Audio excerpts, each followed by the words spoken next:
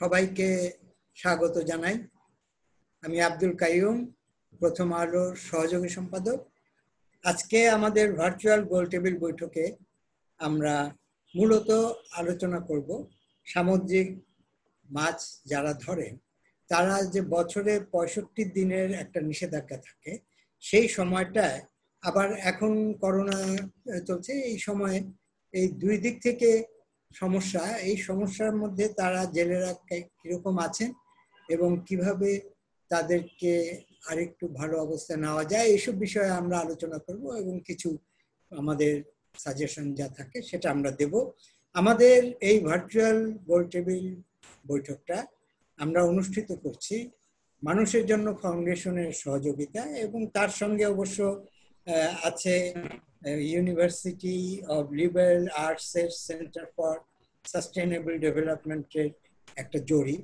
তারা এই জরিপটা করেছেন সহযোগিতা নিয়ে, এবং তারা মূলত মহেশখালী পাথরঘাটা এলাকায় এই জরিপটা করেছেন। আর বিলসও আছে এই ইসের সঙ্গে, এই উদ্যোগের সঙ্গে তাদের, এবং সেই সঙ্গে কোস্ট ট্রাস্ট সহযোগিতা আছে, Danish institute for human rights এর সহযোগিতা আছে, তাদের সাস্টেইনেবল ওশেন প্রকল্পের একটা অংশ হিসাবে এই কাজগুলো হচ্ছে।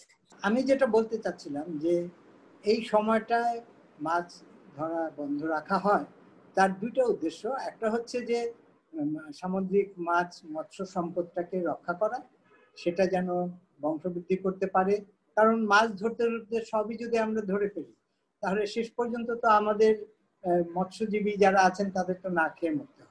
অন্যদিকে আরেকটা ব্যাপার আছে যে শুধু যে ওই সময়টুকু মাছ মৎস্য সম্পদ বৃদ্ধির জন্যই দরকার তা না, যারা মাছ ধরেন তাদেরও কিন্তু একটু প্রয়োজন আছে যে আরো প্রস্তুতি নিয়ে ই করা, কারণ পরবর্তীকালে তো আরো মাছের বংশ বৃদ্ধি করবে। সুতরাং দুই দিক থেকেই এটার প্রয়োজনীয়তাটা রয়েছে। এখন প্রশ্ন হচ্ছে যে কিভাবে তাদেরকে আমরা সহায়তা দিতে পারি, কারণ প্রায় 2 মাসেরও বেশি কয়েকদিন এই যে তাদের কোনো উপার্জন নাই, আয় নাই, কিভাবে তারা চলবে? যে সামান্য সরকার থেকে সহযোগিতা দেওয়া হয় আর্থিক, সেটাও হয়তো খুব বেশি না, আর এই কোভিডের সময় তো আরো খারাপ অবস্থার মধ্যে আছে। সুতরাং এটাও আমাদের চিন্তা করতে হবে। আবার ওই যে কার্ড বিতরণ করা হয়, সেই কার্ড সত্যিকার যারা জেলে আছেন তারা পাচ্ছেন কিনা এবং কেউ বাদ গেছেন কিনা সেটা নিয়মিত মনিটরিং করা, এই বিষয়গুলো কিন্তু আছে। তার উপরেও আমি দুই একটা কথা বলতে পারি যেটা করলে পরে এই মৎস্যজীবীদের একটা বিরাট উপকার হবে। যেমন একটা তো আছে যে সরকারি সহযোগিতা কিছুটা বাড়ানো, আরেকটা হচ্ছে যে এই সময়টায় যদি পরিবারের কোনো সদস্যের, জেলে পরিবারের কোনো সদস্যের গুরুতর কোনো স্বাস্থ্য সমস্যা দেখা দেয়, যেমন এখন কোভিড এর সময় হয়তো ততটা সেখানে ক্ষতিগ্রস্ত হয় নাই, কিন্তু হতে তো পারে। সুতরাং সেইটা যেন সরকারের পক্ষ থেকে চিকিৎসার বাবদ ব্যয় করা বা সুযোগটা তাদের দেওয়া। আর এই সময় নারী নির্যাতন বেড়ে গেছেও, কোভিড এর কারণেও গেছে, আর এই সময়টা তো নিষ্কর্মা। সুতরাং এইখানে একটু নারী নির্যাতন, শিশু বিবাহ, তো সেই জায়গাটায় আমার মনে হয় যে স্থানীয় সরকার প্রতিনিধি যারা আছেন তারা যদি একটু ওয়াচফুল থাকেন তাহলে পরে আমার মনে হয় যে সুবিধা হবে। আর যদি পরিবারে কেউ এসএসসি বা উচ্চ মাধ্যমিক পরীক্ষার্থী থাকেন, তাদেরকে আবার কিছুটা আর্থিক সহযোগিতা দিয়ে ওই পড়াশোনাটা চালিয়ে যাওয়া, তাহলে পরে কিন্তু বাল্যবিবাহটা রোধ করা সম্ভব হবে। আর সবচেয়ে বড় দুইটা বিষয় আমি বলবো, একটা হচ্ছে যে বিকল্প পেশা, প্রোডাক্টিভ কোনো কাজের জন্য তাদেরকে প্রস্তুত করা যায় কিনা। হয়তো 7 দিনের একটা প্রশিক্ষণ দিলাম, দেওয়ার পর বাকি 2 মাস তারা কিছু প্রোডাক্টিভ ওয়েতে কাজ করে কিছু উপার্জন তারা করবে। সরকারি সহযোগিতা যেটুকু আছে সেটা তো থাকবেই, তার সঙ্গে এই কাজটাও তারা করতে পারবে, এই একটা সুযোগ। আরেকটা হচ্ছে যে এরকম কোনো ব্যবস্থা, আমি জানি না, এটা আমি ভাবছি যে এরকম করা যায় কিনা, যে 12 মাসের মধ্যে 10 মাস জেলেরা নিজেরা কিছু কিছু করে সঞ্চয় করলো, আর যতটুকু সঞ্চয় ওরা করলো ঠিক সেই পরিমাণ আর্থিক অনুদান সরকার তাদের। যেমন ধরা যাক যদি 50 টাকা করেও হয় 600 টাকা 6 মাসে, আর 600 টাকা দিবে সরকার, এই 1200 টাকা মানে ন্যূনতম ধরলাম 100 টাকা করে যদি জমাতে থাকে সঞ্চয় করে, তাহলে 10 মাসে 1000 টাকা হলো, আর সরকার 1000 টাকা দিবে, এই 2000 টাকা তার হাতে কিন্তু যাবে। এটা হলে পরে আমার মনে হয় যে জেলেদের ওই সময়টুকু কাটিয়ে ওঠা, সংকটটা কাটিয়ে ওঠা সহজ হবে। ধন্যবাদ কাইয়ুম ভাই। আমাদের আজকের গোল টেবিলের আলোচনার বিষয় হচ্ছে সামুদ্রিক মৎস্য আহরণে 65 দিনের নিষেধাজ্ঞা। এই সময়ে বিশেষ করে করোনা কালে জেলেদের কি অবস্থা এবং ভবিষ্যতের কর্মপন্থা কি হওয়া উচিত এ নিয়ে আমাদের আজকে আলোচনা। তো শুরুতেই আমি আহ্বান করছি Sheikh Giasuddin Ahmed, senior program manager Manusher জন্য ফাউন্ডেশন, তাকে মূল প্রবন্ধ উপস্থাপনের জন্য। শুভ অপরাহ্ন সবাইকে। বাংলাদেশের সামুদ্রিক মৎস্য খাতের সামগ্রিক অবস্থা বিশ্লেষণে মানুষের জন্য ফাউন্ডেশন 2018 সালের সেপ্টেম্বর মাস থেকে একটি গবেষণাধর্মী প্রকল্প শুরু করে। বিলস এবং কোস্ট্রাসকে সাথে নিয়ে Danish institute for human rights এর সহযোগিতায় সাস্টেইনেবল ওশানস নামে প্রকল্পটি কক্সবাজার জেলার মহেশখালী এবং বরগুনা জেলার পাথরঘাটা উপজেলায় কাজ শুরু করে। প্রকল্পটি একটি আন্তর্জাতিক প্রকল্পের অংশ, যার আওতায় দক্ষিণ আমেরিকার চিলিতেও অনুরূপ প্রকল্প চলছে। আমরা জানি যে বিশ্বব্যাপী করোনা মহামারী শুরু হওয়ার পর বাংলাদেশের প্রাদুর্ভাব ঘটে এবছর মার্চ মাসে। সে সময় প্রকল্পের বেশিরভাগ এলাকায় মাছ ধরার কাজ চলতে থাকলেও বাজারে ক্রেতার অভাব, সামাজিক দূরত্ব রক্ষা করে চলা, মানুষজন বাসা থেকে বের না হওয়া ইত্যাদি কারণে জেলেদের জীবিকা বাধাগ্রস্ত হয়। এরপর 20 মে তারিখ থেকে শুরু হয় সমুদ্রে মাছ ধরার উপর বার্ষিক 65 দিনের নিষেধাজ্ঞা, যা বলবৎ থাকে 23 জুলাই পর্যন্ত। এর ফলে মহেশখালী ও পাথরঘাটা অঞ্চলের জেলেরা অর্থনৈতিকভাবে বিপর্যয়ের মুখে পড়ে। 65 দিনের মাছ ধরার নিষেধাজ্ঞা ও করোনাকালীন ছুটিতে সামুদ্রিক জেলেদের কতটা ক্ষতির মুখে পড়তে হয়েছে তা নিরূপণ করার জন্য সাস্টেইনেবল ওশানস প্রকল্পের পক্ষ থেকে টেলিফোনের মাধ্যমে একটি জরিপের উদ্যোগ নেওয়া হয়। মানুষের জন্য ফাউন্ডেশন এবং ইউনিভার্সিটি অফ লিবারাল আর্টস এর centre for sustainable development Maheshkhali ও পাথরঘাটার জেলে ও মাছ ধরার সাথে সংশ্লিষ্ট 1061 জনের উপর যৌথভাবে এই জরিপটি পরিচালনা করে। করোনা বিষয়ে জেলেদের সচেতনতা কতটা ছিল এবং করোনাকালে সামাজিক নিরাপত্তা বলয়ে জেলেদের প্রবেশগম্যতা ও স্বাস্থ্য সুরক্ষার সুবিধা পাওয়ার ক্ষেত্রে তাদের অধিকার কেমন ছিল তা বোঝা ছিল এই জরিপের অন্যতম উদ্দেশ্য। জরিপ থেকে যে চিত্র পাওয়া যায় তাতে দেখা যায় যে জেলেরা এই সময় জীবিকার প্রশ্নে বড় সমস্যায় পড়ে যায়। তারা মূলত মাছ ধরার উপর নির্ভরশীল এবং এর পাশাপাশি অন্য কোনো ধরনের কাজের দক্ষতা তাদের না থাকায় তাদের প্রায় 1/3 দিনমজুরি করতে বাধ্য হয় এবং অপর 1/3 কর্মহীন অবস্থায় কাটায়। বাকিরা নানা ধরনের পেশার সাথে যুক্ত হয়ে এই সময়টা অতিবাহিত করেন। করোনা প্রাদুর্ভাবের আগে যেখানে তাদের গড় পারিবারিক আয়, দৈনিক আয় ছিল 371 টাকা, সেটা মার্চ থেকে 65 দিনের মাছ ধরার নিষেধাজ্ঞার আগে নেমে আসে 171 টাকায়, আর 65 দিনের মাছ ধরার নিষেধাজ্ঞাকালীন সময়ে এই আয় আরো কমে 107 টাকায় পৌঁছে যায়। অর্থাৎ একটি পরিবার 107 টাকায় একদিনে তাদের সমস্ত খরচ চালানোর মতো অবস্থায় চলে আসে বা এই অবস্থায় নেমে আসে। জেলেদের সাথে কথা বলে জানা যায় যে মার্চ থেকে 65 দিনের নিষেধাজ্ঞার আগে এই সময়টায় তাদের 3/4 সরকারি বা বেসরকারি সব ধরনের সহায়তা থেকে বঞ্চিত হয়। ফলে তাদের 83%কে মহাজন, আত্মীয় স্বজন ও অবস্থাপনার প্রতিবেশীদের কাছ থেকে ঋণ করতে হয়, যার বেশিরভাগই আসলে উচ্চ হারের সুদে নিতে হয়েছে। 65 দিনের মাছ ধরা নিষেধাজ্ঞার সময় ঋণ নেওয়ার এই হার বেড়ে দাঁড়ায় 87%, অর্থাৎ যেটা 83% ছিল নিষেধাজ্ঞার আগে, নিষেধাজ্ঞার সময়ে এটা বেড়ে দাঁড়িয়েছে 87%। এর পাশাপাশি তারা খাদ্য গ্রহণ, চিকিৎসা ব্যয় ও শিক্ষার্থীদের পড়াশোনার খরচ কমিয়ে দেয়। ফলে একদিকে যেমন তাদের স্বাস্থ্যহানি ঘটে, তেমনি তারা নানা ধরনের মানসিক চাপের মধ্যে পড়ে যায়। এই অবস্থায় বিশেষত প্রসূতি মায়েরা এবং বয়োজ্যেষ্ঠরা সব থেকে বেশি অবহেলার শিকার হন। অবশ্য 65 দিনের মাছ ধরার নিষেধাজ্ঞার সময় প্রায় 86% জেলে সরকারি সহায়তা বাবদ 50 থেকে 60 কেজি চালের মতো পায়। উল্লেখ্য যে শুধুমাত্র সরকার কর্তৃক ইস্যুকৃত জেলে কার্ডধারী জেলেরাই এই সহায়তা লাভ করে। গত বছরের মাছ ধরার উপর 65 দিনের নিষেধাজ্ঞার ফলাফল বিষয়ে আলোচনার সময় মহেশখালী এবং পাথরঘাটার জেলেদের মতামতের ক্ষেত্রে কিছুটা ভিন্নতা আমরা দেখতে পাই। মহেশখালীর জেলেরা যেখানে সকলে একমত হয়ে জানান যে গত বছরের নিষেধাজ্ঞার কারণে সমুদ্রে মাছের পরিমাণ বৃদ্ধি পেয়েছে, যার ফলস্বরূপ তাদের আয়ও বেড়েছে। অপরদিকে পাথরঘাটা উপজেলার 64% জেলের মতে সমুদ্রে মাছের পরিমাণ বাড়লেও তাদের আয় বাড়েনি। এর কারণ হিসেবে তারা বলছেন যে এই 65 দিনের নিষেধাজ্ঞার সময়ে প্রতিবেশী দেশের নৌযানরা আমাদের জলসীমায় নির্বিঘ্নে মাছ শিকার করে নিয়ে গেছে, এতে তারা ক্ষতিগ্রস্ত হয়েছেন। অপরদিকে যখন বেশি মাছ ধরা পড়েছে তখন মাছের দাম কমে গেছে, এর ফলেও তাদের এটা আয়ের উপরে প্রভাব পড়েছে। এরপরে করোনা বিষয়ে জেলেদের সচেতনতার প্রশ্নে দেখা যায় যে প্রায় শতভাগ জেলে বিভিন্ন মাধ্যম থেকে করোনা ভাইরাস ছড়ানোর উপায়, এ থেকে নিরাপদ থাকার উপায় এবং করোনা আক্রান্ত হলে কোথায় সেবার জন্য যেতে হবে সেসব বিষয়ে জানতে পেরেছেন। ইউনিয়ন পরিষদের পক্ষ থেকে মাইকের সাহায্যে প্রচারণা হয়েছে, মোবাইল অপারেটররা বিভিন্ন ধরনের সচেতনতামূলক প্রচারণা করেছেন, পাশাপাশি পাড়ার প্রতিবেশীদের কাছ থেকেও তারা এই বিষয়ে ধারণা লাভ করে। ফলস্বরূপ এলাকায় স্বাস্থ্য সুরক্ষামূলক সরঞ্জামের ব্যবহার বৃদ্ধি পায়, যা তাদের নিজেদেরকে কিনে নিতে হয়। তবে জরিপ চলাকালীন সময়ে এই দুই এলাকায় করোনা আক্রান্ত রোগী খুব বেশি না থাকায় তাদের সচরাচর স্বাস্থ্যসেবা প্রাপ্তিতে তেমন একটা প্রভাব পড়তে দেখা যায়নি। অবশ্য এমনিতেই তাদের স্বাস্থ্যসেবার বিষয়টা মূলত স্থানীয় ওষুধের দোকান বা গ্রাম্য প্রাতিষ্ঠানিক চিকিৎসকদের উপর নির্ভরশীল।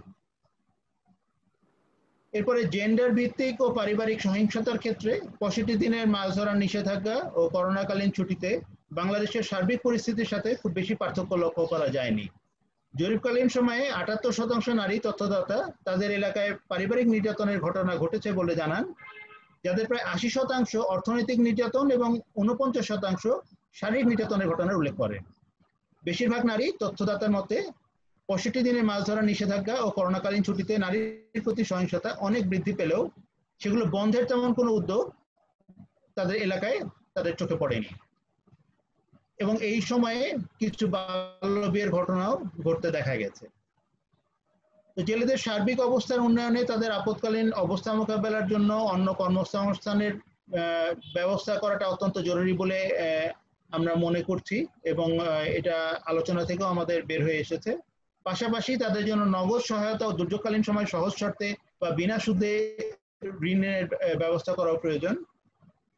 সুপারিশ হিসেবে আরো যেটা বলা যায় যে বাংলাদেশের জলসীমায় অন্য দেশের নৌযান প্রবেশ ও মাছ ধরার ক্ষেত্রে বাংলাদেশের নৌবাহিনী, কোস্টগার্ড ও নৌ পুলিশকে আরো কঠোর ভূমিকা নিতে হবে। অন্যথায় বাংলাদেশের ক্ষুদ্র জেলে সম্প্রদায় এবং প্রকারান্তরে সমগ্র দেশের সামুদ্রিক মৎস্য শিল্প ক্ষতিগ্রস্ত হবে বলে আমরা মনে করছি। ধন্যবাদ সবাইকে। ধন্যবাদ শেখ গিয়াসউদ্দিন আহমেদ তার চমৎকার মূল প্রবন্ধ উপস্থাপনের জন্য। এবারে আলোচনায় যুক্ত হবেন রুমানা সুলতানা, সহকারী অধ্যাপক, university of liberal arts, ULAB. ধন্যবাদ ফিরোজ ভাই। উপস্থিত সবাইকে আমার আন্তরিক শুভেচ্ছা এবং শুভ অপরাহ্ন। তো প্রথমে আমি যেটা বলি, আমরা যখন তাদের জিজ্ঞেস করেছিলাম যে আপনাদের করোনার কারণে প্রধান প্রভাবটা কি ছিল, আসলে তারা করোনায় আক্রান্ত হওয়া বা করোনা থেকে বেঁচে যাওয়া এগুলো কিছু না বলে আমাদের যেটা বলেছিলেন সেটা হচ্ছে আমরা মাছ ধরতে পারিনি এবং মাছ ধরতে না পারার সাথে জড়িত ছিল তাদের আয় অনেকাংশে কমে যাওয়া, এবং যখন আয় অনেকাংশে কমে যায় অনেকে মানসিকভাবে ভীষণ ভেঙে পড়েন এবং তাদের আর্থিক, মানসিক এবং সামাজিক জীবনে সেটি চরমভাবে প্রভাব ফেলে। সো তাদের আয় কমে যাওয়ার সাথে তাদের খাদ্য গ্রহণ কমে যায় এবং শিশুদের মানসিক স্বাস্থ্য নিয়ে কিন্তু জেলে সম্প্রদায়ের মহিলা সদস্যরা চিন্তিত হয়ে পড়েন। ঠিক একই সাথে যারা গর্ভবতী এবং প্রসূতি মহিলা ছিলেন এবং বয়োজ্যেষ্ঠ সদস্য ও শিশুরা, তাদের মানসিক স্বাস্থ্যের প্রভাবের সাথে সাথে তাদের কিন্তু হাসপাতালে অ্যাক্সেসটা কিছুটা সীমিত হয়ে যায়। তবে আমি বলে রাখছি, করোনার কারণে যে লকডাউন এবং 65 দিনের নিষেধাজ্ঞা দুটিই কিন্তু খুবই প্রয়োজনীয় আমাদের সার্বিক উন্নয়নের জন্য। এগুলো আসলে অবহেলা করার কোনো অবকাশ নেই, এটার সাথে নিয়ে আমাদের খাপ খাইয়ে নেওয়ার উপায়গুলো জানাটাই মেন উদ্দেশ্য। এটা একটা সমস্যা, তবে খুব আনন্দের বিষয় তারা প্রত্যেকে করোনা সম্পর্কে জানেন এবং এই তথ্যটি তারা পেয়েছেন বেশিরভাগই মোবাইল অপারেটরদের মাধ্যমে। এছাড়াও মাইকিং এবং সরকারি বেসরকারি কর্মকর্তা যারা আছেন তারা বিভিন্ন কর্মী নিয়োজিত করেছিলেন তাদেরকে তথ্যগুলো দেওয়ার জন্য। এবার আমি যদি চলে আসি, তারা আসলে এভাবে আক্রান্ত হওয়ার পর থেমে গেছিল কিনা, এই আপদকালীন সময়ে তাদের উদ্যোগগুলো কেমন ছিল। তো সেইখান থেকে আসলে কিছু সমস্যা তাদের হয়েছে। তাদের দিনে 3 বেলার জায়গায় কখনো 1 বেলা খেতে হয়েছে, অনেকের আবার খাওয়াটা অনেক কমিয়ে দিতে হয়েছে, এবং তাদের সঞ্চয় কিন্তু খুবই কম। সঞ্চয়ের কথা বললে তারা বলেছে যে আসলে টাকা পাবো কোথায় সঞ্চয় করার জন্য। তাদের আয়টা বেশিরভাগেরই এত বেশি না যে ওনারা সঞ্চয় করতে সমর্থ হন।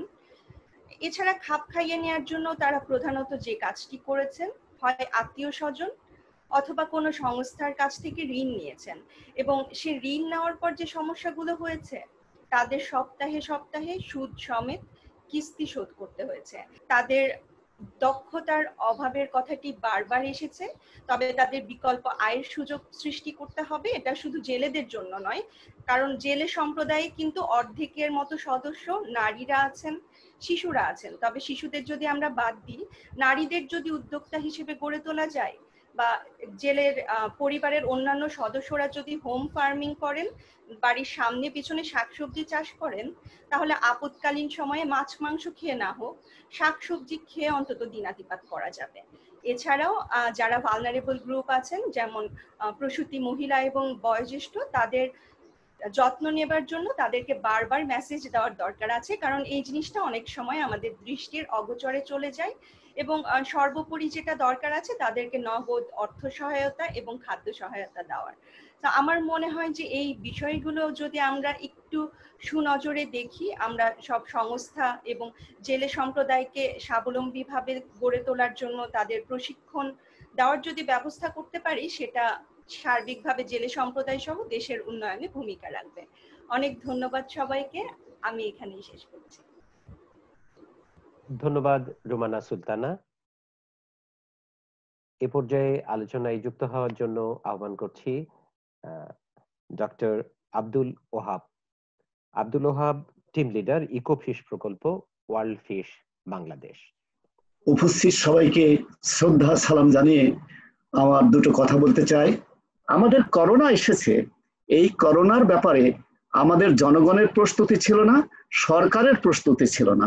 আর জেলেরা দেশের পশ্চাদপদ জনগণের প্রতিনিধি হিসাবে তারা আদৌ প্রস্তুত ছিল না। কিন্তু দেশের মানুষকে রক্ষা করার জন্য তাৎক্ষণিকভাবে সরকার অনেকগুলো ভালো পদক্ষেপ নেন। তার মধ্যে একটি ছিল লকডাউন। এই লকডাউনে নানা ক্লাসের শ্রেণীর মানুষ নানাভাবে এফেক্টেড হয়েছে, কিন্তু ওয়াস্ট এফেক্টেড হয়েছে হচ্ছে জেলের সম্প্রদায়। কারণ তারা তাৎক্ষণিকভাবে জানতে পারলো যে বাড়ির বের হওয়া যাবে না, নৌকা নেওয়া যাবে না। এর মধ্যেও কেউ কেউ যারা নৌকা নিল, তারা তেল কিনতে গিয়ে দেখে যে নৌকার ইঞ্জিনের জন্য তেল পাওয়া যাচ্ছে না। তারপরে তারা বেশি দূর যেতে পারে না। 2 কিলোমিটার 3 কিলোমিটারে যদি 10 কেজি মাছ নিয়ে আসে, সেটা ফ্রিজিং করার জন্য বরফ নাই। আবার নিজে তো খাবে না, বিক্রি করবে। বিক্রি যে করবে, ট্রান্সপোর্ট নাই, কিনবে কে? নানাবিধ সমস্যা তাদের 2 মাস এমন ভাবে আবদ্ধ রেখেছিল। এটি মানবেতর জীবন যাপন করেছে তারা। 2 মাস স্ট্রিক্টলি থাকে। মার্চ এপ্রিল মাসে আপনার জাটকার জন্য বন্ধ, তারপরে এসেছে 65 দিনের বন্ধ। সব বন্ধকে এক জায়গায় করলে 148 দিন বন্ধ থাকে।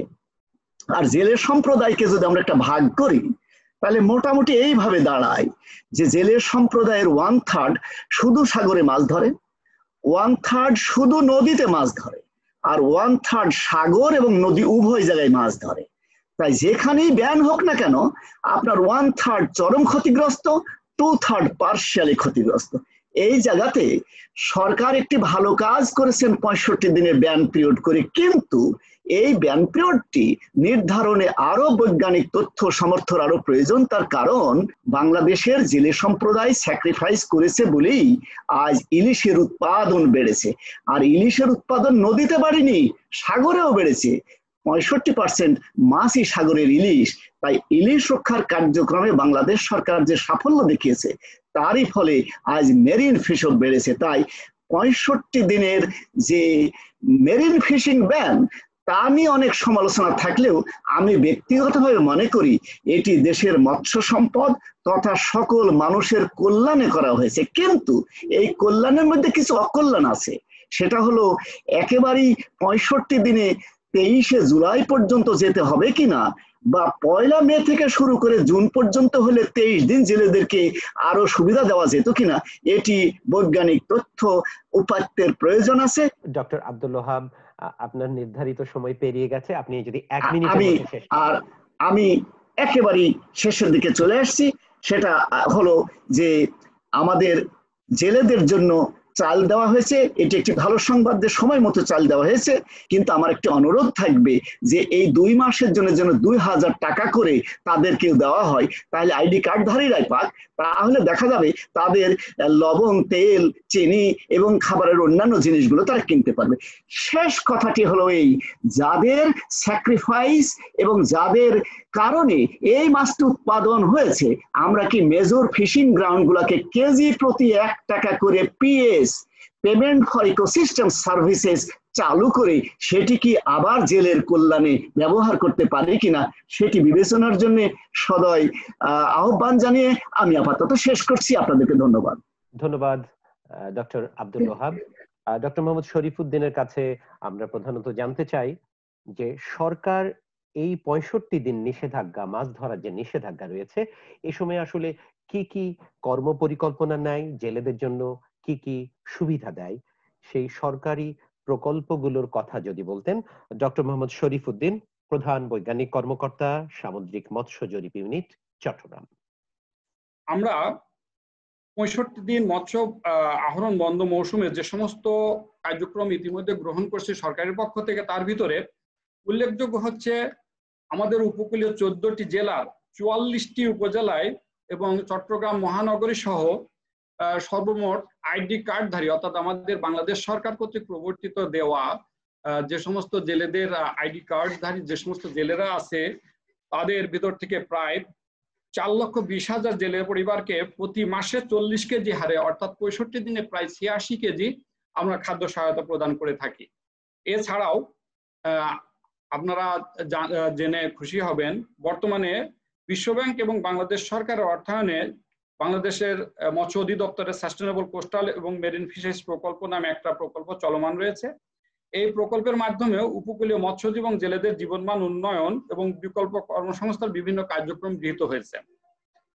এই প্রকল্পের আওতায়, চলমান প্রকল্পের আওতায় আমরা 2019 এবং 20 সালে সমগ্র উপকূলে প্রায় 7,500 জেলে বা মৎস্যজীবীকে সামুদ্রিক মৎস্য সম্পদ ব্যবস্থাপনা বিষয়ে প্রশিক্ষণ প্রদান করেছি। কোভিড-19 কারণে ক্ষতিগ্রস্ত মৎস্য চাষী, মৎস্যজীবী, কাঁকড়া চাষী, কুচিয়া চাষীদের প্রণোদনা প্রদানের যে একটা কার্যক্রম আমরা গ্রহণ করেছি, সেটা চলমান রয়েছে। এছাড়াও কোভিড-19 কারণে ক্ষতিগ্রস্ত মৎস্য চাষী, চিংড়ি চাষীগণকে মৎস্যজাত পণ্য এবং মৎস্য পণ্য বাজারজাতকরণের প্রয়োজনীয় ব্যবস্থা গ্রহণ করার জন্য আমরা সহায়তা প্রদান করছি। এখানে যে আমাদের মৎস্য সংরক্ষণ, মৎস্য বৃদ্ধি এবং আমাদের রিসোর্সটাকে ঠিক রাখার জন্য যে আমাদের 65 দিন ব্যান পিরিয়ড প্রয়োজন আছে, এ ব্যাপারে কেউই দ্বিমত পোষণ করেন নাই। আমাদের সমুদ্রে বিভিন্ন জাতের মাছ বিভিন্ন সময় ব্রিড করে, তবে মেজরিটি এই সময় ব্রিড করে থাকে। হ্যাঁ, আমি একমত পোষণ করছি, এটা যেহেতু লাইফ সায়েন্স, এটা অবশ্যই পরিবর্তনশীল, এটা আমাদের সময়ে সময়ে অবশ্যই বিভিন্ন পরীক্ষা নিরীক্ষার মাধ্যমে আমাদের এটাকে রিশিডিউল বা রিফিক্স করার সুযোগ রয়েছে। ধন্যবাদ সবাইকে। ধন্যবাদ ডক্টর শরীফুদ্দিন, প্রধান বৈজ্ঞানিক কর্মকর্তা, সামুদ্রিক মৎস্য জরিপ ইউনিট, চট্টগ্রাম। এই পর্যায়ে আমরা আলোচনায় যুক্ত হওয়ার জন্য আহ্বান করছি রেজাউল করিম চৌধুরী, নির্বাহী পরিচালক, কোস্ট ট্রাস্ট। ধন্যবাদ ফিরোজ ভাই। শ্রদ্ধেয় সমাবেশ, এই যে কোভিড-19 এবং 65 ডেজ ব্যান, এর ফলে সবচেয়ে বেশি ক্ষতিগ্রস্ত হয়েছে জেলে পরিবারের মহিলারা, শিশুরা, তার সাথে আমি যুক্ত করতে চাই অ্যাডোলেসেন্টরা। আমি শিওর বাল্য বিবাহের সংখ্যা বেড়ে গেছে, এবং সেটাকে যদি আমরা মানবাধিকার দিতে চাই, আমাদের এই জেলে পরিবারগুলোকে শিক্ষা, বিশেষ করে শিশু এবং অ্যাডোলেসেন্ট, তারা যাতে বাল্য বিবাহের মুখোমুখি না হয়, সেই বিষয়টা থেকে আমাদের ইনভেস্ট করতে হবে। কোথায় ইনভেস্ট করতে হবে? আপনারা সবাই জানেন, বাংলাদেশের 24টা জেলা হচ্ছে উপকূলীয় জেলা।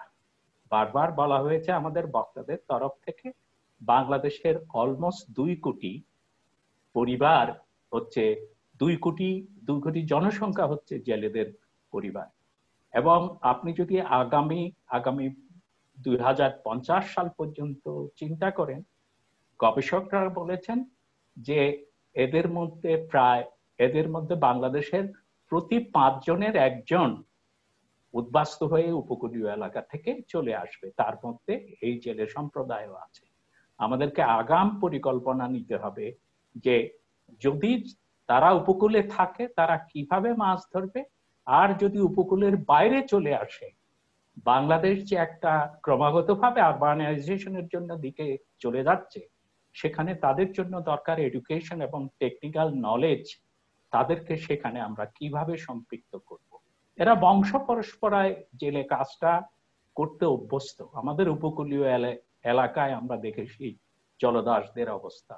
আমরা যদি তাদের অবস্থাকে ফিরিয়ে আনতে চাই, একটা বড় ইনভেস্টমেন্ট হচ্ছে তাদেরকে এডুকেশনে ব্যয় করা এবং অল্টারনেটিভ প্রফেশন, যেটা আমরা ইকোফিশের সাথে ওয়ার্ল্ড ফিশের সাথে আমরা ভোলাই করেছি।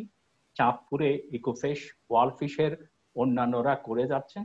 সরকারকে যা দিয়েছে ফিশারি এই জলদাস সম্প্রদায়, এই জেলেরা, সরকারকে কিছু অংশ তাদেরকে কৃতজ্ঞতা স্বরূপ ফিরিয়ে দিতে হবে তাদের মানবাধিকারকে শ্রদ্ধা করার জন্য।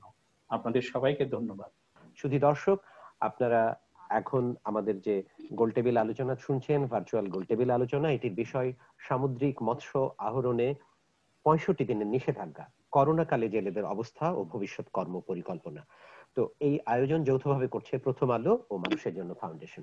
আমরা এ পর্যায়ে আলোচনায় যুক্ত হওয়ার জন্য অনুরোধ করছি শাহিনা নাম, নির্বাহী পরিচালক, মানুষের জন্য ফাউন্ডেশন। সবাইকে শুভেচ্ছা জানাচ্ছি মানুষের জন্য ফাউন্ডেশনের পক্ষ থেকে, এবং এখানে বিশেষ করে দুটি সংগঠন কোস্ট ট্রাস্ট এবং বিলস এই প্রকল্পের সঙ্গে আগাগোড়া প্রথম থেকেই আছেন। আজকে যে ইউল্যাব এর যে আমরা এই গবেষণার কথা বলছি, তারা তাৎক্ষণিকভাবে এই করোনা কালীন তাদের অবস্থা কি আছে এই গবেষণা করেছে। কিন্তু এই যে বড় একটা প্রকল্প সামুদ্রিক মাছ ধরার জেলেদের নিয়ে, সাস্টেনেবল ওশন, এই প্রকল্পের সঙ্গে কোস্ট ট্রাস্ট এবং বিলস প্রথম থেকে জড়িত। বিলস নানান ধরনের গবেষণা করে যাচ্ছে এবং কোস্ট ট্রাস্ট একদম তৃণমূল পর্যায়ে তাদের যে কি অবস্থা, তাদের জীবন জীবিকা কেমন চলছে, এবং সেখানে কি কি শিক্ষণীয়, আমরা কি কি পরিবর্তন আনতে পারি তাদের জীবন উন্নয়নের জন্য, এই সমস্ত কাজ কোস্ট ট্রাস্ট আমাদের সঙ্গে করছে। এই যে 65 দিনের যে ব্যান, যে নিষেধাজ্ঞা করা হয় মাছ ধরার জন্য, এটা কিন্তু মানে অনেকগুলো সুফল আনে, এটা আমরা সবাই একমত। এবং এই 65 দিন হতে হবে না, 60 দিন না 50 দিন, সেটা একটা গবেষণার বিষয় রয়ে গেছে এবং সেটা নিয়ে চিন্তা ভাবনা করা হচ্ছে। আমাদের কথা হলো যে এই জনগোষ্ঠী যারা কিন্তু এমনিতেই প্রান্তিক, আমরা সবাই জানি যে উপকূলীয় এলাকায় মানুষরা যারা বসবাস করে তারা নানান ধরনের দুর্যোগ, কষ্ট এবং প্রাকৃতিক চ্যালেঞ্জ মোকাবেলা করে কিন্তু বেঁচে থাকে। সমুদ্রে গিয়ে মাছ ধরা এত সহজ না, কিন্তু তারা অনেক সময় নিজের জীবনের ঝুঁকি নিয়ে কিন্তু মাছ ধরতে যায়, এটা কিন্তু আমরা সবাই জানি। এদের প্রান্তিকতা কিভাবে কমানো যায় সেটা নিয়েই আমরা আলোচনা করছি। আমরা অবশ্যই সরকারের যে অনুদান এবং তাদেরকে যে সাহায্য দেওয়া হয়, আমরা অবশ্যই এখানে সাধুবাদ জানাই, কিন্তু সেখানে আরো কিভাবে এটা বাড়ানো যায়, কিভাবে মানে তাদেরকে শুধু চাল ডাল এই সমস্ত না দিয়ে হয়তো কিছু ক্যাশ ইনসেন্টিভ দেওয়া যায়, যেটা ডক্টর ওয়াহাব নিজেই বলেছেন।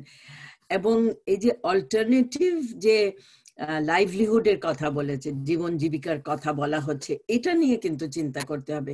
যারা মাছ ধরে ওরা সবাই বংশ সারা মাছ ধরবে আর কিছু করবে না, আর তাদের ছেলে মেয়ে লেখাপড়া করে আরো তো অন্য কিছু করতে পারে। সো সেখানে দক্ষতা বৃদ্ধি, স্কিল ডেভেলপমেন্ট, নানান ধরনের অল্টারনেটিভ যে লাইভলিহুডের যে অপশন আছে এগুলো যেন আনা হয়। আমি একটু নারীদের কথা বলতে চাই। আমি জানি যে নারীরা সেখানে এমনিতেই বিশেষভাবে একটা কি বলবো, একটা খুবই চ্যালেঞ্জিং একটা পরিস্থিতির মধ্যে বসবাস করেন, এবং তারা যে অন্য কাজ যে করবেন, অন্য উপায়ে যে তাদের যে কর্মসংস্থান বা নিজেরা এন্টারপ্রাইজ ডেভেলপ করবেন, এটার কিন্তু তাদের সুযোগ নাই। আমি বলবো যে তাদের অর্থনৈতিক ক্ষমতায়নের দিকে একটু নজর দেওয়া খুবই দরকার সরকারের। এরা তো কোনো মতে সাবসিস্টেন্স একটা অবস্থায় কিন্তু বসবাস করে, জীবন চালায়। এই আয় কোভিড এর সময় আরো কমে গেছে, কিন্তু কোভিড না থাকলেও তারা কিন্তু খুবই একটা সাবসিস্টেন্স একটা জায়গায়, ভালনারেবল একটা জায়গায় তাদের জীবন। এখানে আমাদেরকে সবাই মিলে চিন্তা করে তাদের জন্য কিছু ভাবতে হবে এবং করতে হবে। আপনাদের সবাইকে ধন্যবাদ। ধন্যবাদ শাহিনা নাম আপনার চমৎকার সংক্ষিপ্ত বক্তব্যের জন্য। আমাদের আজকের গোল টেবিল আলোচনায় প্রধান অতিথি হিসেবে উপস্থিত আছেন মোহাম্মদ তৌফিকুল আরিফ, যুগ্ম সচিব, ব্লু ইকোনমি বিভাগ, মৎস্য ও প্রাণী সম্পদ মন্ত্রণালয়। এই পর্যায়ে আলোচনায় যুক্ত হওয়ার জন্য আহ্বান করছি এস.এম. জাকির হোসেন, সমাজ কল্যাণ সম্পাদক, জাতীয় শ্রমিক ফেডারেশন। তো এস.এম. জাকির হোসেন এর কাছে আমরা জানতে চাই যে মাঠ পর্যায়ে আসলে জেলেদের বাস্তবতা কি, সরকার যে প্রণোদনা দিচ্ছে সেগুলো কতটা কার্যকরী হচ্ছে, আপনাদের তরফ থেকে আসলে নতুন কোন সরকারের কাছে প্রস্তাব আছে কিনা। এখানে হচ্ছে যে জেলেদের যে চালটা বরাদ্দ দেওয়া হয় 40 কেজি করে, এর আগেও বড় এটা থাকে, নিষেধাজ্ঞা থাকে, সেটা হচ্ছে ফেব্রুয়ারি থেকে মে পর্যন্ত। জেলেদের দাবি হচ্ছে যে জেলেদের পরিবারে ন্যূনতম 5 থেকে 6 জন সদস্য এবং তারা 3 বেলা ভাত খায়। কাজে এই 40 কেজি চালে তাদের কিছু হয় না।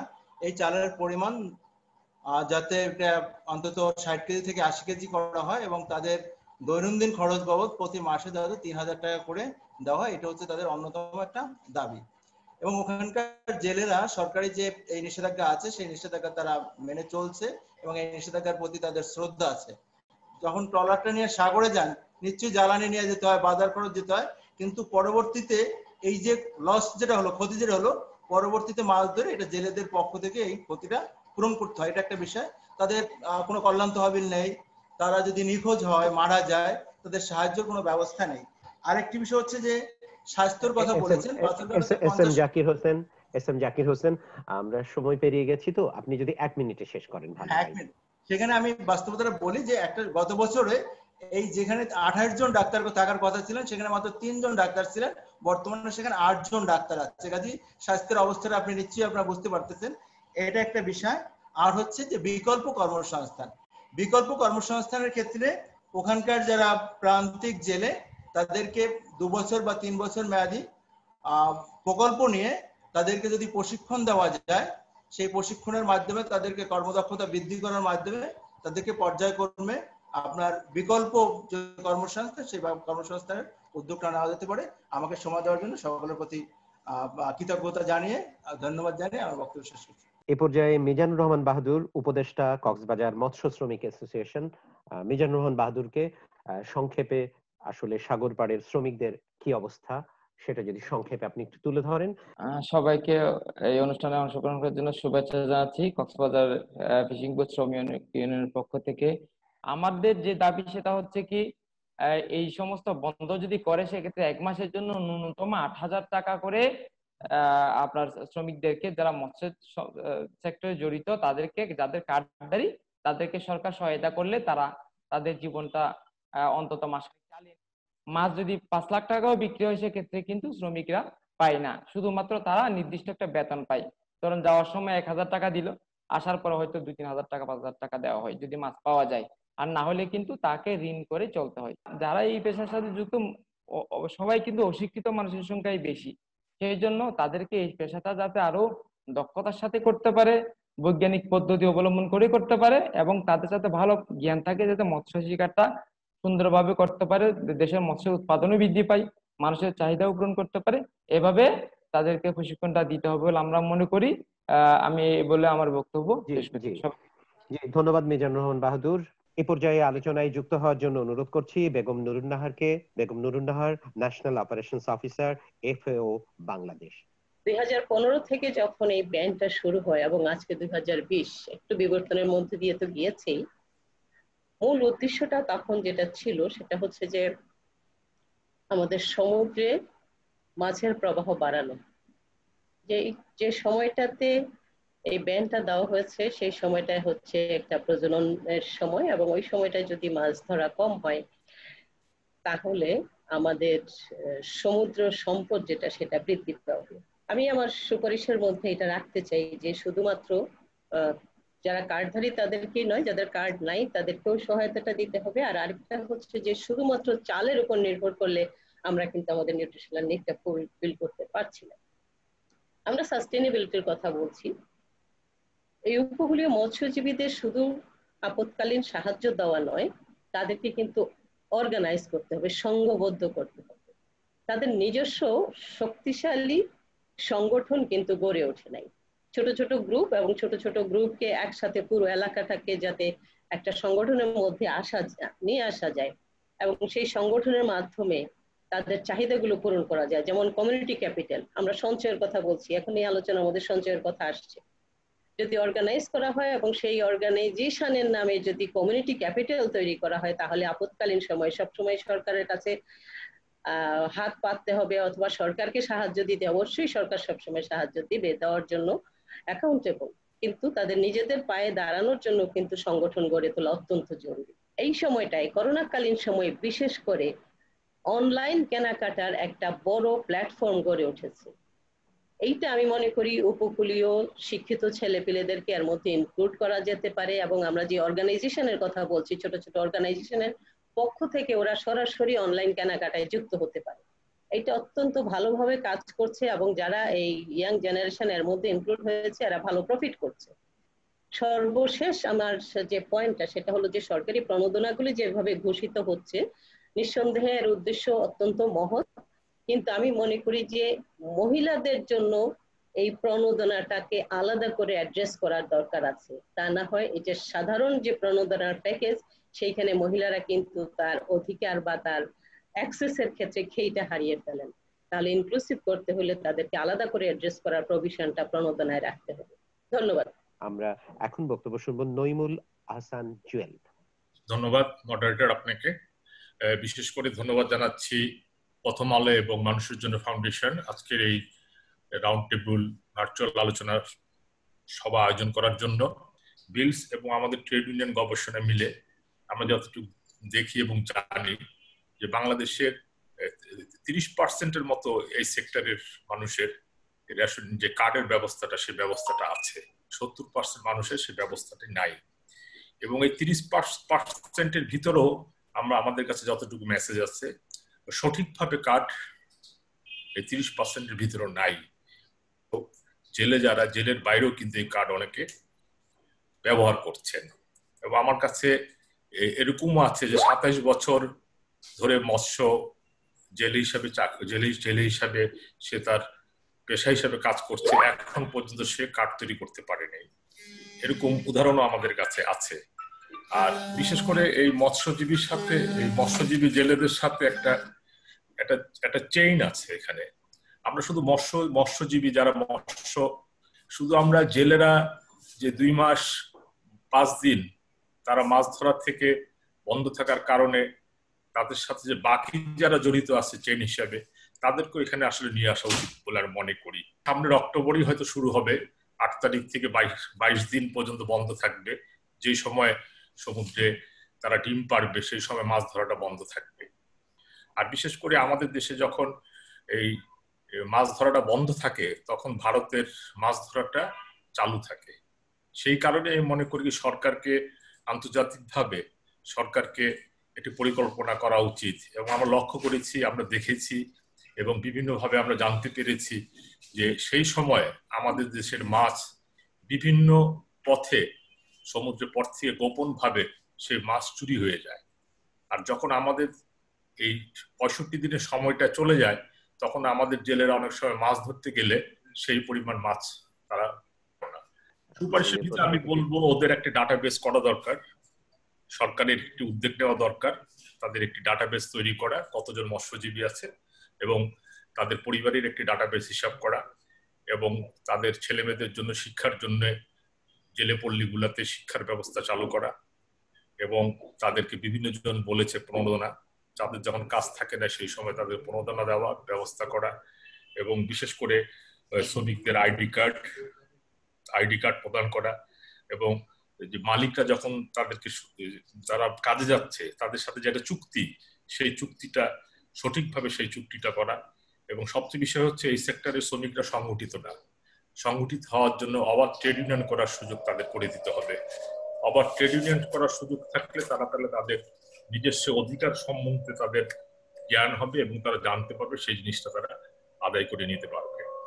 আর সকল মৎস্য শ্রমিকের জন্য সামাজিক নিরাপত্তার বিভিন্ন স্কিম চালু করা, সেই স্কিমের মাধ্যমে যাতে তারা স্বাবলম্বী হতে পারে এবং তাদের ছেলে মেয়েদের সেই স্কিমের মাধ্যমে তাদের ছেলে মেয়েদের পড়ালেখা করিয়ে তারা যাতে তাদেরকে একটা উচ্চ স্থানে নিয়ে যেতে পারে, সেইটা বিবেচনা করার প্রয়োজন আছে। সরকার যদি সেই দিকে আগায় তাহলে আমরা মনে করি যে এই মৎস্যজীবীরা তারা সামাজিক সুরক্ষার জায়গাটি তাদের তৈরি হবে এবং ভবিষ্যতে তারা সামাজিক সুরক্ষার মাধ্যমে তারা তাদের অবস্থান তৈরি করে নিতে পারবে। ধন্যবাদ। ধন্যবাদ নইমুল আহসান জুয়েল। আমরা আলোচনার শেষ পর্যায়ে চলে এসেছি। আমরা প্রধান অতিথির বক্তব্যের আগে শুনবো সৈয়দ আরিফ আজাদের কথা। সৈয়দ আরিফ আজাদ মৎস্য অধিদপ্তরের সাবেক মহাপরিচালক। এই 65 দিন ব্যান আরোপের যারা কুশীলব নেপথ্যে যারা কাজ করেছেন তাদের মধ্যে আমি একজন, কারণ ওই সময় আমি দায়িত্বে ছিলাম। সেজন্য অনেকে আজকে বলেছেন যে এই কাজটা ভালো হয়েছে, 65 দিনের ব্যানটা আসলে প্রয়োজন ছিল। এটা কিন্তু একটা জেনারেল কনসেনসাস। একজনও কিন্তু বলেন নাই যে ব্যান আরোপ করা প্রয়োজন নাই। সেদিক দিয়ে আমি একটু কৃতার্থই বোধ করছি এবং একটু কমফোর্ট ফিল করছি। একই সাথে মৎস্যজীবী ভাইদের যখন নানান ধরনের দুর্দশা এবং করুণ চিত্র আমি যখন দেখতে পাচ্ছি, শুনতে পাচ্ছি, তখন একটা বেদনাবোধ নিজের মধ্যে অনুভূত হচ্ছে। গণপ্রজাতন্ত্রী বাংলাদেশ সরকার এবং মাননীয় প্রধানমন্ত্রী শেখ হাসিনা ফিশারিজ সেক্টরে যে ইনিশিয়েটিভ গুলো নিয়েছেন, আপনি যদি একটু খেয়াল করে দেখেন, সবগুলাই কিন্তু প্রোঅ্যাক্টিভ। অর্থাৎ যে কাজগুলা সরকার মনে করেছে জনকল্যাণে করা দরকার, সেটা প্রোঅ্যাক্টিভলি করেছে। আমরা ইলিশের যে ব্যান আরোপ করেছিলাম, এটাও প্রোঅ্যাক্টিভলি আমরা করেছিলাম। আমরা এই 65 দিনের যে ব্যানটা, এটা আমরা প্রোঅ্যাক্টিভলি করেছি এবং এই জন্য কিছুটা দায়ভার আমিও নিতে চাই। এই কারণে যে আমরা এই ব্যানটা আরোপ করার সময় আমাদের কাছে কিন্তু প্রাইমারি ডাটা ছিল না। আমরা কিছু মাত্র সেকেন্ডারি ডাটার উপর নির্ভর করে এবং পার্শ্ববর্তী দেশের রেফারেন্স স্টাডি করে আমরা এই উদ্যোগটা নিয়েছিলাম। কাজেই 65 দিনের সময়সূচিটা যথার্থ কিনা এই প্রশ্ন যারা উত্থাপন করেছেন, আমি মনে করি যথার্থই করেছেন। কারণ এ নিয়ে আরো অনেক নিবিড় গবেষণার প্রয়োজন। সময়সূচি আগাবে না বাড়াবে, না কমাবে, না পিছনে যাবে সামনে আসবে, এই বিষয়গুলো অবশ্যই রিভিউ করা দরকার। আমি একটা উদাহরণ দিয়ে বলি, এই বছরে আপনি আমার নিকট প্রতিবেশী ভারত, তাদের ব্যান ছিল 61 ডেজ। তারা কিন্তু এই কোভিড কালীন পিরিয়ড এবং জনকল্যাণ বিবেচনা করে সেটা। আমি মনে করি যে আমাদের গভর্নমেন্টও নিশ্চয়ই চিন্তা ভাবনা করছে যে আমরা এই পিরিয়ডটা কখন রিভিউ করব। এটা আমরা দীর্ঘ 2003 সাল থেকে যখন আমরা ইলশা ম্যানেজমেন্ট প্ল্যান নিয়ে মাঠে নামি, তারপরে থেকে আজকে 2020 সাল, আমরা কিন্তু 18 বছরে দেখেছি যে তাদের জন্য এমন একটা প্ল্যান দরকার যেটা আসলে কার্যকরভাবেই একটা জেলে পল্লীর সার্বিক জীবন মানের পরিবর্তন করবে। এই লক্ষ্যে সরকার বিশ্ব ব্যাংকের সাথে একটি প্রকল্প, যেটা বাংলাদেশের ইতিহাসের সবচেয়ে বড় প্রকল্প, প্রায় 2000 কোটি টাকার, সেই প্রকল্পটি সরকার গ্রহণ করেছে। এবং এই প্রকল্পের প্রস্তাবনার একটা উল্লেখযোগ্য অংশ হচ্ছে, একটা কম্পোনেন্ট হচ্ছে ট্রান্সফরমেশন অফ লাইভলিহুড। আমরা এই শব্দটা ক্যাটাগরিক্যালি ডেলিভারেটলি ইউজ করেছি। কারণ হচ্ছে যে আপনার একটা জেলে পরিবারে আপনি 40 কেজি চাল দিয়া শুধু তার ভাগ্যের পরিবর্তন হয় না, এটা আমরা বুঝেছি। এবং বুঝেছি বলেই আমরা বলেছি ট্রান্সফরমেশন অফ লাইভলিহুড। এটারও দুইটা ডাইমেনশন আছে। একটা হচ্ছে যে একটা জেলে ফ্যামিলিকে আপনি যখন 40 কেজি চাল দিচ্ছেন, তার নুন দরকার, তার পেঁয়াজ দরকার, মরিচ দরকার, তার একটা আলু যদি ভর্তা খেতে চায় সে একটা আলু কিনা দরকার। এই জন্য তার একটা ক্যাশ ইনসেন্টিভ যেভাবেই হোক তাকে একটা সাপোর্ট দেওয়া দরকার। 3 নম্বর হচ্ছে তার সুপেয় পানির দরকার। 4 নম্বর হচ্ছে তার একটা স্যানিটারি ল্যাট্রিন দরকার। 5 নম্বর হচ্ছে তার বাচ্চাদের জন্য একটা স্কুলিং দরকার। 6 নম্বর হচ্ছে তার যে এলাকায় তার বসবাস, তার ফিসটা লেন্ডিং করার মতো, তার বাড়ি থেকে নামা এবং ল্যান্ডিং স্টেশন থেকে বাড়ি পর্যন্ত আসার একটা যোগাযোগের মিনিমাম ব্যবস্থা আছে কিনা, ট্রান্সপোর্টেশন ও মিনস অফ ট্রান্সপোর্টেশন আছে কিনা। 7 নম্বর হচ্ছে তার কমিউনিটি বসে আলাপ আলোচনা করে একটা গ্রুপ ইন্টারাকশন করার সুযোগ সুবিধা আছে কিনা। এই বিষয়গুলো আমরা মাথায় রেখেছি এবং এই সবগুলো সুবিধা আপনার এই প্রস্তাবিত যে প্রকল্প অলরেডি বাস্তবায়ন শুরু হয়েছে coastal and marine fisheries project, এই প্রজেক্টে কিন্তু এই সুযোগগুলা আছে এবং আমাদের জেলে ভাইরা তারা তাদের জীবনটাই হচ্ছে সংগ্রামের। আমাদের যে কাজটা করতে হবে অনেকগুলো যুক্তি এখানে উত্থাপন করেছেন। একটা হচ্ছে যে তাদের জন্য একটা রিভলভিং ফান্ড করা যায় না, যেটা সরকার অলরেডি করেছে ইউএসআইডির সহায়তায় 3.5 কোটি টাকার একটা সিড মানি আমরা অলরেডি সেখানে জেনারেট করেছি এবং এটা পরিপক্ক হবে ইন ফিউচার। আমাদের 450টা গ্রামে কিন্তু গ্রুপ ফরমেশন হবে, এটা রেজিস্টার্ড হবে, তাদের গ্রুপ অ্যাক্টিভিটি হবে, তাদের সেভিংস হবে। অর্থাৎ এই কার্যক্রমগুলো কিন্তু সরকার অ্যাক্টিভলি চিন্তা করছে এবং বাস্তবায়নের উদ্যোগ গ্রহণ করেছে। বঙ্গোপসাগরকে সাস্টেনেবল ফিশারিজ হারভেস্টিং এর জন্য যদি আমরা রাখতে চাই দেন আমাদের করতে হবে এবং সেটা কতদিন হবে, রিভিউ করা হবে কিনা, এটা সবাই মিলে আলোচনা করে আবার আমরা ভবিষ্যতে দেখতে পাবো।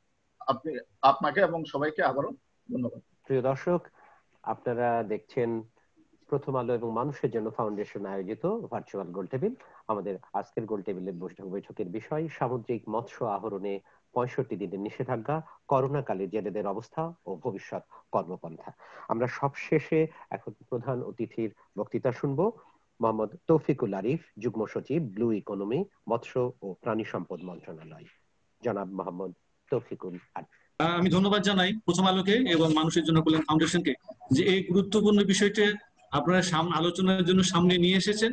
এর প্রেক্ষিতে আসলে সরকারের যে বিষয়গুলো আছে কিংবা আমাদের প্রাক্তন মহাপরিচালক যেটি বলেছেন যে সরকারের যে প্রোঅ্যাক্টিভ ইনিশিয়েটিভ গুলো আছে সেগুলো কিন্তু আলোচিত হয় না। আমাদের সরকারের পক্ষে একটা সুযোগ হয়েছে এই আলোচনায় সেগুলো তুলে ধরার জন্য। আলোচনাতে এসেছে সবাই মোটামুটি দুইজন হালকাভাবে একটু ভিন্ন মত পোষণ করেছেন, এছাড়া সকলে স্বীকার করে নিয়েছেন যে আসলে 65 দিন সমুদ্রে যে নিষিদ্ধকালীন সময় সেটি দরকার এবং সেটি প্রয়োজন আছে।